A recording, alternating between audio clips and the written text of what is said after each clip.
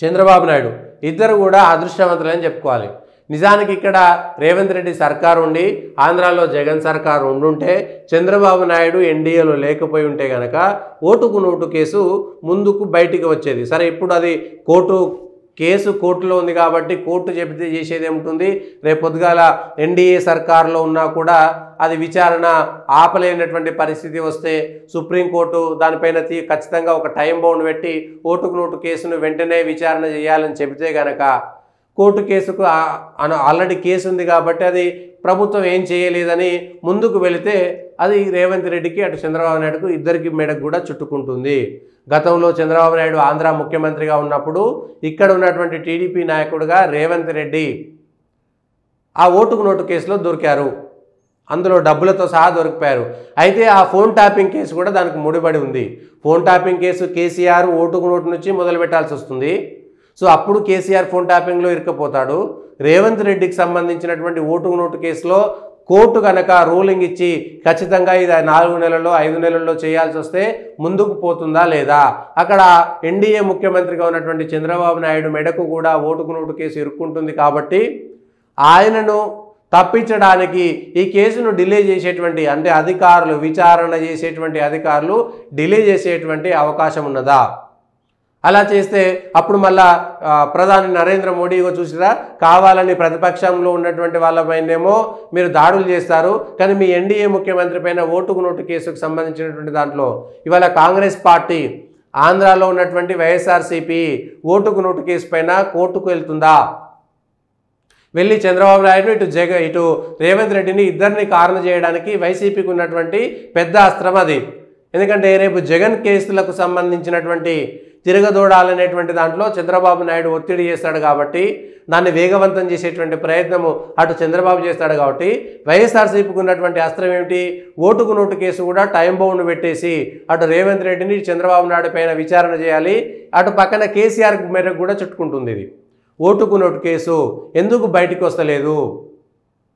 ఈ అంశాలు కూడా ఈ కమిషన్ వేసినట్టుగా ఏది కాళేశ్వరం పైన కమిషన్ వేసినట్టుగా, ఫోన్ ట్యాపింగ్ పైన సిట్ వేసినట్టుగా, లేకపోతే విద్యుత్ ఒప్పందాలపైన ఒక కమిషన్ వేసినట్టుగా ఓటుకు నోటు అనేటువంటి కేసు పైన కోర్టులకు ఎవరు వెళ్తారు? వైఎస్ఆర్సీపీ వెళ్తుందా? ఆంధ్రాలో అయితే వైఎస్ఆర్సీపీ వెళ్ళాలి, తెలంగాణలో ఎవరు వెళ్ళాలి? టీఆర్ఎస్ వెళ్ళాలి. ఆల్రెడీ టీఆర్ఎస్ వెళ్ళింది. అయితే ఇక్కడ కాకుండా పక్క రాష్ట్రము మధ్యప్రదేశ్కో ఇంకెక్కడికో పోవాలంటే పలానా రాష్ట్రం మీరెందుకు సూచించాలి, అది కోర్టు నిర్ణయిస్తుందని చెప్పారు. సో ఈ కోర్టు నిర్ణయించినా సరే వేరే రాష్ట్రానికి బదిలీ చేస్తే ఇప్పటికే టీఆర్ఎస్ పోయింది. అక్కడ వైఎస్ఆర్సీపీ కూడా ఓటుకు నోటు పైన చంద్రబాబు నాయుడు ఫోన్ ట్యాపింగ్ సంబంధించినటువంటి అంశంలో కేసీఆర్ కూడా ఉంటారు కాబట్టి అటు వైఎస్ఆర్సీపీ భయపడుతుందా? సో 3 అంశాలు ముడిపడి ఉన్నటువంటి ఫోన్ ట్యాపింగ్ కేసు, ఓటుకు నోటు కేసు. సో ఇప్పుడు ఎన్డీఏ సర్కారు నరేంద్ర మోడీ పైన కూడా ఇప్పుడు ఆయన మచ్చ రాకుండా ఉండాలంటే ఇది మేము నిష్పక్షపాతంగా విచారణకు మాకు సంబంధం లేదు, అది కోర్టులు తమ పని తాము చేసుకుంటాయి, చట్టాలు తమ పని తాము చేసుకుంటాయి అనేటువంటి మాట చెప్పగలుగుతారా? ఆగిపోతుందా? గతంలో ఎందుకు ఆగిపోయింది, ఇప్పుడు ఎందుకు ముందుకు సాగుతలేనటువంటి అంశం పైన కూడా క్లారిటీ రావాల్సినటువంటి అవసరం ఉంది. దీనిపైన ఎవరు స్పందించాలి?